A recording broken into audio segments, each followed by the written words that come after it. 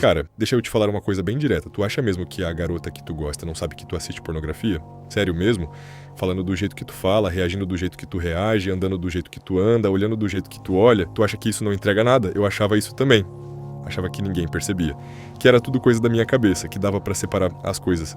Ah, é só algo que eu faço no meu tempo. Não muda quem eu sou. Muda, mano. Muda aos poucos, sem fazer barulho. Quando tu vê, já virou parte do teu jeito de existir no mundo. Eu lembro de mim tentando puxar assunto e não conseguindo sustentar a conversa. Sempre vinha uma ansiedade estranha, uma pressa. Ou então eu ficava meio travado, sem saber como agir, como se estivesse sempre performando alguma coisa. E o pior, eu achava que o problema era timidez, falta de confiança, falta de experiência. Nunca passou pela minha cabeça que meus hábitos estavam moldando isso tudo. E vou te falar outra coisa que dói admitir. As pessoas sentem. Elas não sabem explicar, mas sentem. A garota sente quando tu tá ali, mas não tá presente. Quando teu olhar escapa fácil. Quando teu interesse oscila. Quando tu parece querer algo, mas ao mesmo tempo não sabe o quê. Isso confunde, e confusão afasta. Eu já estive do outro lado também, ouvindo um amigo falar, não sei por que nenhuma mina se interessa por mim. E o cara era gente boa, engraçado, inteligente. Mas tinha um negócio ali, uma ansiedade, uma carência misturada com expectativa irreal. Um jeito meio desconectado do momento. Hoje, olhando pra trás, fica óbvio, na época, ninguém falava nada. E não é porque pornografia transforma alguém num monstro ou coisa assim. É mais sutil.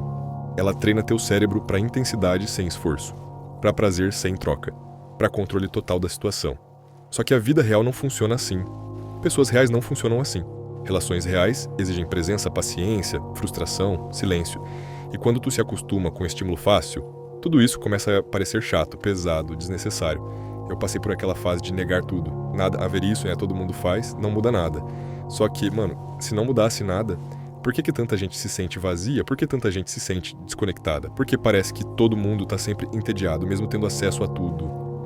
Teve um momento que me marcou muito. Eu tava com alguém que eu realmente gostava.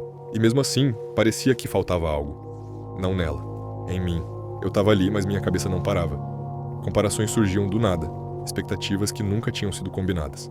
E eu me sentia um lixo por isso, porque eu sabia que não fazia sentido. E mesmo assim, não conseguia desligar.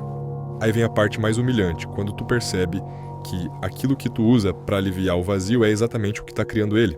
É um choque, dá raiva, dá vontade de negar de novo. Porque admitir isso significa admitir que tu não tá tão no controle quanto achava. E quando alguém diz tá na cara, não é zoação, é leitura. O jeito que tu reage a um toque, o jeito que tu fala de sexo, o jeito que tu fica meio desligado depois de algum tempo, o jeito que tu parece sempre buscando algo a mais, mas nunca satisfeito. Isso aparece. Sempre aparece. Eu não tô falando isso de cima pra baixo. Eu passei por isso. Eu vivi isso. Eu senti a diferença quando comecei a reduzir. Quando comecei a ficar mais presente. Quando comecei a aguentar o tédio sem correr pra anestesia. No começo é horrível. Tu fica inquieto, meio perdido, parece que algo tá faltando. Mas depois tu começa a sentir de novo. E sentir de verdade assusta mais do que anestesiar. Então não é que todo mundo sabe no sentido literal, mas todo mundo sente. E tu sente também lá no fundo, mesmo fingindo que não. A diferença é que alguns têm coragem de olhar pra isso, e outros preferem rir, fazer meme, zoar, fingir que é normal. No fim das contas, isso aqui não é um ataque, é quase um aviso atrasado. Porque ninguém me avisou quando eu tava no meio disso. E se alguém tivesse falado comigo desse jeito, talvez eu tivesse escutado antes. Tu não faz ideia quão mal isso pode fazer pro teu cérebro. Sério mesmo. Por muito tempo eu me senti inferior. Achava que era coisa da minha cabeça, que eu já era assim, meio travado, meio estranho. Mas não era eu, era hábito. Era o que eu consumia todo dia sem perceber. Era a pornografia me deixando inseguro, ansioso, sempre me comparando com coisa que nem existe de verdade. Tipo, mano, kkk. Teve uma época que até falando com a minha própria família eu gaguejava. Minha mãe perguntava algo simples e eu travava. Meu pai falava comigo e eu ficava meio deslocado, como se eu não estivesse ali 100%. E o mais bizarro é que ninguém liga isso à pornografia. Ninguém. Tu acha que é timidez, falta de confiança, falta de prática social, trauma, sei lá. Qualquer coisa menos isso. Porque isso é normal, né? Que ninguém quer mexer nesse assunto. Então tu vai vivendo achando que tem algo errado contigo, quando na real tu só tá com a cabeça toda bagunçada. Eu lembro de sair na rua e me sentir menor que todo mundo. Olhar pras pessoas e achar que todo mundo era mais confiante, mais interessante, mais alguma coisa. Eu andava meio encolhido, evitava olhar nos olhos, parecia que eu estava sempre devendo algo. E por fora, eu até zoava, ria, fazia piada. Mas por dentro, era um cansaço do caralho. Um cansaço mental que não passa dormindo. E aí vem outra parte que ninguém fala. Isso vai te deixando estranho socialmente. Não estranho, tipo esquisito, mas desconectado. Tu começa a falar coisas fora de hora. Ou então não fala nada, começa a sexualizar pensamentos sem querer, começa a confundir interesse com desejo, começa a tratar a gente real como se fosse conteúdo. E isso vaza. Não importa o quanto tu tente esconder. Vaza no jeito que tu fala, no jeito que tu reage, no jeito que tu se aproxima. Cara, eu já me peguei pensando, mano, por que eu tô assim, né? Por que eu tô nervoso sem motivo? Por que eu tô inseguro perto dessa pessoa? Por que eu não consigo ser natural? E a resposta nunca vinha, só vinha mais fuga, mais distração, mais do mesmo.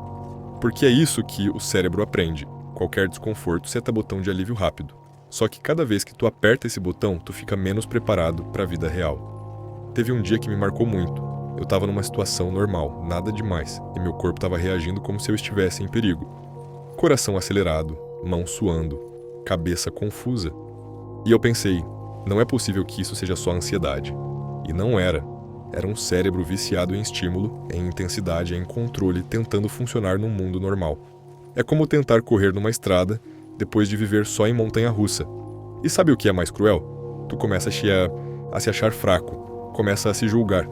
Porra, por que eu não consigo ser normal? E aí a autoestima vai pro chão, porque tu promete mudar e não muda. Promete parar e volta. Promete reduzir e falha. E cada falha vira mais prova na tua cabeça de que tu é insuficiente. Isso corrói por dentro. A reviravolta veio quando eu comecei a ligar os pontos. Não foi de um dia para o outro. Foi meio na marra. Comecei a perceber que nos períodos que eu ficava um pouco longe disso, eu ficava diferente, não perfeito, não confiante do nada, mas mais presente. Mais calmo. Mais confortável no próprio corpo. E quando eu voltava para o hábito, tudo voltava junto. Ansiedade, comparação, insegurança. Aí caiu a ficha de vez. Não era coincidência. Nunca foi. Era treino. Meu cérebro tinha sido treinado por anos para funcionar de um jeito completamente diferente da vida real. E reprogramar isso dói. Dói porque tu sente o vazio que estava sendo tapado. Dói porque tu sente o tédio. Dói porque tu sente tudo que estava anestesiado, mas ao mesmo tempo é libertador. Porque pela primeira vez tu entende que não é defeito teu. Não é que tu nasceu errado, tu só aprendeu errado. E aprendizado dá para mudar. Então quando eu falo isso, não é para pagar de superior nem de iluminado. É porque eu passei por essa fase de me sentir pequeno, inseguro, travado, achando que o problema era eu. E não era. Era o hábito falando mais alto que a minha consciência. E se tu se identificou com isso agora, talvez seja porque, no fundo, tu já sente que tem algo fora do lugar. E sentir isso já é o começo de sair do automático.